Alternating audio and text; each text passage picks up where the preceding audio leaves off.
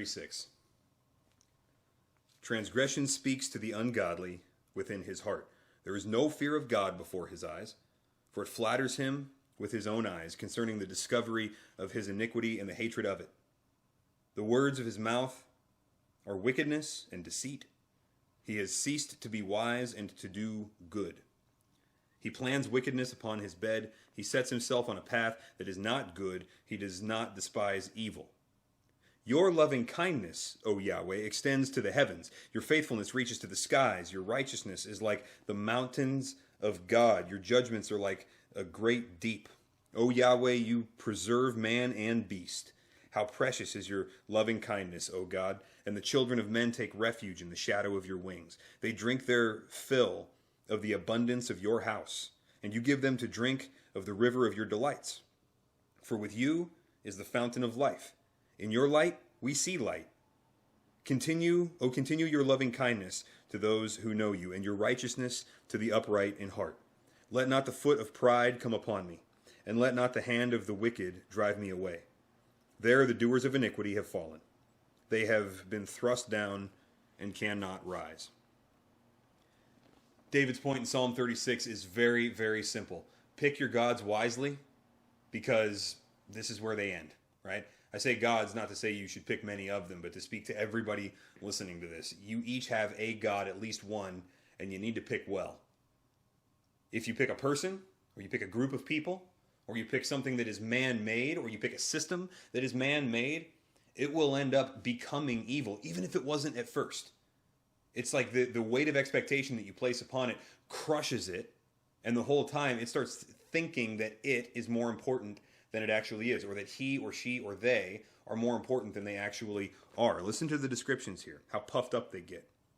He has ceased to be wise and to do good. He plans wickedness upon his bed. He sets himself on a path that is not good, and he does not despise evil.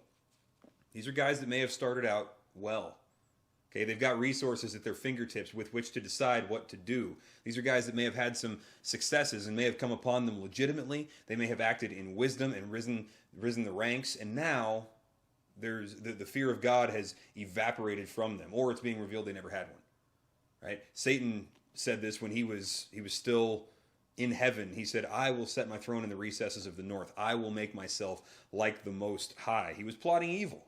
That's what he was doing on his bed in private, right? He set his mind to do things that were not good. So that's the way everything goes. David is describing all leadership, all final lordship that is not the one true living God, as eventually, in some way, being described like that.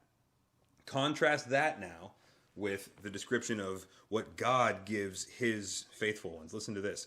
How precious is your loving kindness, O God, and the children of men take refuge in the shadow of your wings. They drink their fill of the abundance of your house, and you give them to drink of the river of your delights.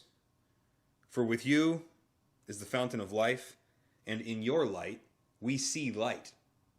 You see, Jesus said this thing. He said, to him who has, more will be given, but to him who does not have, even what he does have will be taken away. The one who has God keeps getting more of God in everything that he is, which is described by this summary word of loving kindness. It's not just a feeling that God has toward us, although it is that, but it's not just that. It's also, it's the lovingness, that internal desire to reach out and wrap you up and do good for you, even at his own expense. It's that, but it's also not just the lovingness, but the kindness, the practical goodness that he extends, the benevolence, the beneficence that he extends towards those who follow him, who love him, who take refuge in the shadow underneath his wings.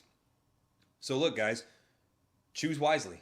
Because today what's happening is, and I feel like I could say this at any point in history, is a clash of the gods. That's essentially all politics is. This is one definition out there of politics, which I think is a good one. It is the clashing of people's gods. We bring our gods into the public sector and advocate for the values that those gods prescribe, and then we duke it out. And sometimes it gets ugly. Sometimes it gets violent. Sometimes it stays civil, and sometimes there's healthy dialogue, right? It's all just up in the air. At the moment, as I record this, it's not healthy dialogue. The gods are clashing, and you need to pick a side. And if you have not picked the Lord's side, if you have not picked Yahweh's loving kindness over whatever it is that this world's offering us, I can't even decide anymore, then that choice is foolish beyond belief. And I'm not calling you an idiot if you don't follow God. I'm saying the biblical definition of foolishness, which is to know information and to reject it voluntarily. Look at what God offers. Pick your God wisely, and do not pick anything that is confined to this world. Do not pick anything temporary, that after it passes away, its place is no more. It's like the flower of the field. Pick the God who lives forever, who loves you enough to sacrifice for you, proved it, okay? Proved it by coming himself, sacrificing himself, and then raising from the dead after dying for our sins, and lives forever, and then turns around and invites us and says, come with me. Look how much I love you. I will give you that forever. Drink from the rivers of my delight. And in his light, guys, we see light. You want some light? Turn to the one true living God. Choose wisely. This life is all the chance you get. If we can help you with that, please follow up here. We would love to.